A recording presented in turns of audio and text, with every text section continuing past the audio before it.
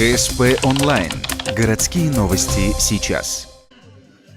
В парке культуры и отдыха прошли традиционные дворовые игры. Акцию с таким названием запустило 4 года назад объединение многодетных семей. Они просто решили рассказать современным мальчишкам и девчонкам об играх, которые были популярны еще в Советском Союзе, дабы оторвать детей от компьютеров. Акция, что называется, зашла и год от года не теряет популярности. Но в этот раз она не только развлекательная, но и общественно полезная, со сбором бумаги для вторпереработки. Кажется, идея пришлась по вкусу всем, и детям организаторов тоже. Да так, что они не удержались и влетели в кадр прямо во время интервью. Да, в этом году год экологии у нас и год добрых дел в Республике Коми.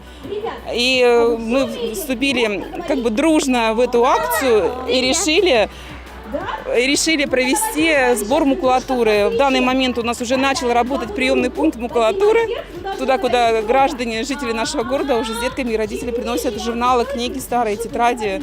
За полчаса работы приемного пункта жители города, маленькие и большие, принесли немаленькую стопку использованной бумаги. Старые газеты, тетради, ненужные плакаты. После все это добро забрала фирма по переработке. Ну а пока можно было и поиграть. На выборы вышибалы, бей подушками, банки-палки и легендарные классики.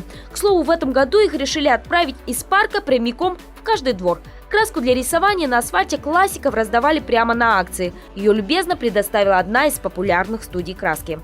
Стартует флешмоб под названием «Классики. Каждый двор».